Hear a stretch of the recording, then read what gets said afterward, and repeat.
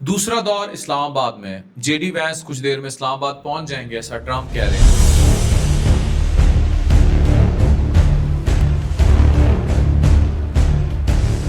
Trump کا کہنا ہے کہ ایران روزانہ لگ بھگ $500 ملین کماتا ہے آبنائے ہرمز سے، اور آبنائے ہرمز ہی اصل مسئلہ ہے۔ اور یہ بھی اطلاعات ہیں کہ فیلڈ مارشل صاحب نے کلیئرلی انٹروین کیا کہ یہ جو محاصرہ کر کے کھڑا ہے امریکہ، یہاں سے مذاکرات ڈیڈ لاک اختیار کر رہے ہیں، اور پھر ان کی بات سنی بھی گئی۔ یہ ایک سمندری راستہ نہیں، دنیا کی انرجی آبنائے ہرمز سے گزرتی ہے۔ اب مسئلہ یہ ہے کہ اس جگہ پر ہی ٹینشن کیوں بڑھ رہی ہے۔ پاکستان میں مذاکرات کی تیاری بڑی آپ کے سامنے ہے، دوسرا دور جو ہے it's under process at the moment, لیکن گراؤنڈ پر حالات بالکل ڈفرینٹ نظر آ رہے ہیں۔ رائٹرز کے مطابق امریکن بحریہ نے ٹرمپ کے حکم پر ایک ایرانی شپ کو نشانہ بنایا۔ الزام یہ ہے کہ یہ وہ حساس سامان لے جا رہا تھا جو امریکہ نہیں لے جانے دینا چاہتا۔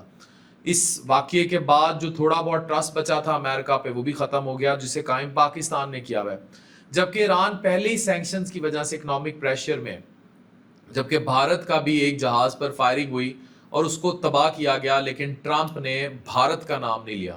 ٹرمپ نے سیدھا الزام لگایا کہ ایران اسٹریٹ آف ہرمز میں فائرنگ کر رہا ہے، سیز فائر کی خلاف ورزیاں کر رہا ہے۔ برٹش اور دوسرے جہازوں پر فائرنگ کی رپورٹس بھی سامنے آ رہی ہیں، جس سے صاف لگتا ہے کہ سمندر کا ماحول اب سٹیبل نہیں ہے۔ ادھر ایران بھی اپنی پوزیشن مضبوط کر رہا ہے۔ تسنیم نیوز کے مطابق ایرانی آفیشلز نے بتایا ہے کہ انہوں نے اس سیز فائر کے دوران نئے میزائل تیار کیے ہیں۔ ایرانی اسپیکر نے کہا ہے کہ وہ میزائل جو ابھی تک چلے بھی نہیں تھے، 4000 کلومیٹر تک کی رینج کے میزائلز وہ اب تیار ہیں جو برطانیہ تک جا سکتے ہیں۔ میزائل ٹیسٹنگ اور رینج بڑھانے کی بات ہو رہی ہے۔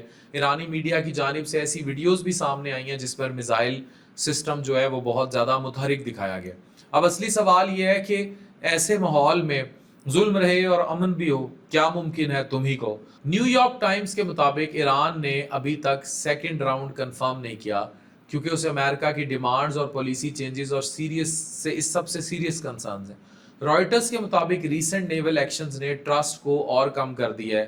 ایکزیوس کے مطابق سیز فائر پہلے ہی انسٹیبل ہے اور کسی بھی وقت ٹوٹ سکتا ہے۔ اس پوری سچویشن میں پاکستان کا رول اہم ہوتا جا رہا ہے۔ این بی سی نیوز اور بلومبرگ کے مطابق پاکستان میڈیٹر اور ہوسٹ کے طور پر کلیدی کردار ادا کر رہا ہے، اور اسلام آباد میں جو ٹاکس کا دوسرا دور ہے یہ یس اور نو ہے، اور اگر یہ نو ہو گیا تو تیسری جنگ عظیم بڑی بری ہوگی اور عرب لڑ کے مر جائیں گے، which اسرائیل wants۔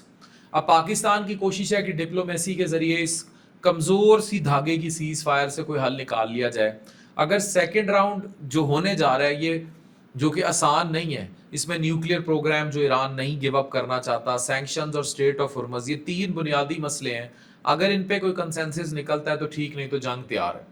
اگر ٹاکس فیل ہوتی ہیں تو جنگ بڑھے گی، اور وہیں 21 اپریل آ جائے گی، سیز فائر ختم ہو جائے گا، اور ٹرمپ جس طرح کہتا ہے کہ انرجی سیکٹر کو سٹرائک کیا جائے گا، ایران میں بڑے بڑے پل، بجلی گھر تباہ کر دیے جائیں گے، ایران کئی 100 سال پیچھے دھکیلا جائے گا، اور ایران بدلہ لینے کے لیے کسی عرب ملک کو نہیں چھوڑے گا، اور اس میں سعودی عرب بھی ٹارگٹ ہوگا، تو یہ جنگ بڑھے گی۔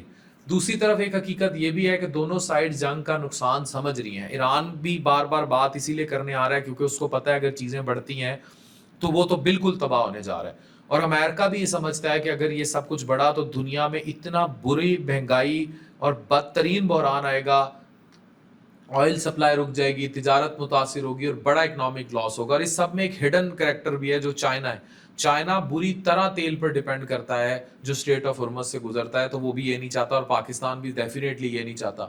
اس وقت تصویر یہ ہے کہ ایک طرف ملٹری تیاری ہے اور دوسری طرف مذاکرات کی کوشش۔ یہ جو اب مذاکرات ہیں یہ بڑے ٹینس ہوں گے، آئیدر یس اور نو۔ دوسری جانب میزائل تیار ہیں، ادھر سے ٹرمپ تیار ہے، یہ حالات اچھے نہیں ہونے جا رہے۔ اب دیکھنا یہ ہے کہ آگے راستہ کون سا لیا جائے، بات چیت یا missile, we do not know, but this is again happening in Pakistan.